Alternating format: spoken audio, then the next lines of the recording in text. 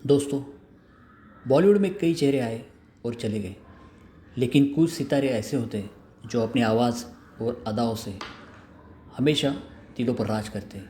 आज हम बात कर रहे हैं 80s के दशक की उस अदाकारा और गायिका की जिनकी एक ही फिल्म ने उन्हें अमर कर दिया। उनका नाम है सलमा आगा। इनका जन्म 25 अक्टूबर 1956 कराची पाकिस्तान में हुआ था। सलमा जी का असली नाम सलमा आगा है, ये कोई फिल्मी नाम नहीं है। उनका परिवार एक कलात्मक वंश से जुड़ा था। उनकी नानी अनवरी बेगम 1930s और 40s की मशहूर अभिनेत्री और गायिका थी। उनके नाना रफ़ीक गज़नवी फिल्म संगीतकार थे। उनकी मां नसीम बेगम भी फिल्मों से जुड़ी हुई थी।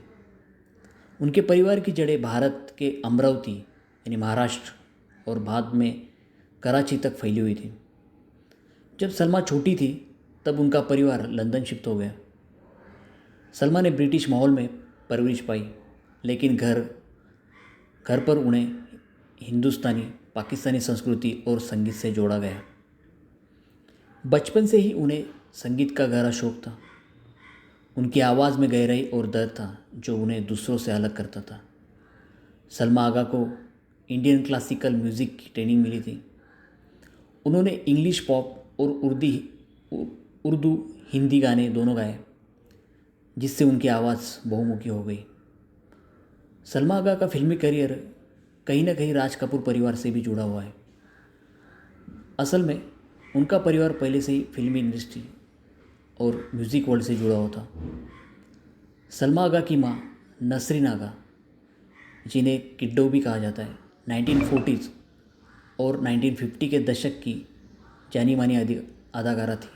वो राज कपूर की फिल्मों में काम कर चुकी थी। यही वजह थी कि सलमा बचपन से ही बॉलीवुड के दिग्गज कलाकार, खासकर राज कपूर और उनके परिवार से परिचित थी। सलमा खुद मानती थी कि राज कपूर और उनका परिवार उनके लिए हमेशा प्रेरणा स्थान है। उन्होंने कई इंटरव्यू में कहा था, कपूर परिवार के आर्ट और सिनेमा के प्रति समर्पण ने उन्हें भी फिल्मों में करियर बनाने की राह दिखाई। साल 1982 में उनकी ज़िंदगी बदली। मशहूर डायरेक्टर B.R. चोपड़ा ने उन्हें फिल्म निकाह में लीड रोल दिया।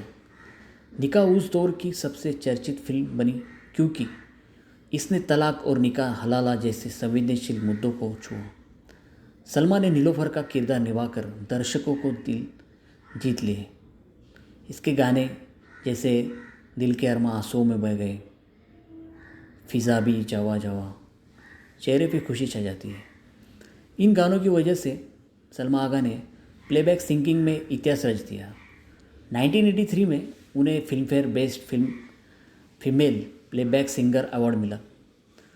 वह उन कुछ अभिनेत्रियों में से एक थी जिन्होंने एक्टिंग और सिंगिंग दोनों में अपनी पहचान बनाई। निकाह के बाद सलमा ने कई फिल्में की। कसम पैदा करने वालों की मिथुन चक्रवर्ती के साथ, सलमा पति पत्नी और तवायफ राज बब्बर के साथ। पाकिस्तान में भी उन्होंने फिल्मों और म्यूज़िक प्रोजेक्ट्स में काम किया। सलमा अपने बोल्ड और ग्लैमरस इमेज के लिए जानी जाती थी। उनकी आवाज़ की वजह से कई डायरेक्टर्स उन्हें खास गानों के लिए चुनते थे।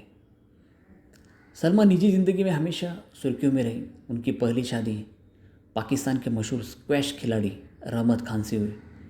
इस शादी से उनकी बेटी साशा आगा का जन्म हुआ, जिसने बाद में बॉलीवुड में फिल्म औरंगज़ेब 2023 में डेब्यू किया था। रहमत खान के तलाक के बाद उन्होंने दुबई बेस्ड बिजनेसमैन मंजर शाह से शादी की। मीडिया में अक्सर उनकी शादियाँ और रिश्तों को लेकर बातें होती रही, लेकिन सलमा हमेशा आत्मनिर्भर रही। फिल्म फेयर अवार्ड 1983 में बेस्ट फीमेल प्लेबैक सिंगर उनको अवार्ड मिला। Nomination for the best actress for निकाह, कई पाकिस्तानी अवार्ड्स और इंटरनेशनल स्टेज परफॉर्मेंस किए। उनकी पहचान हमेशा the actress with the golden voice के नाम से रही।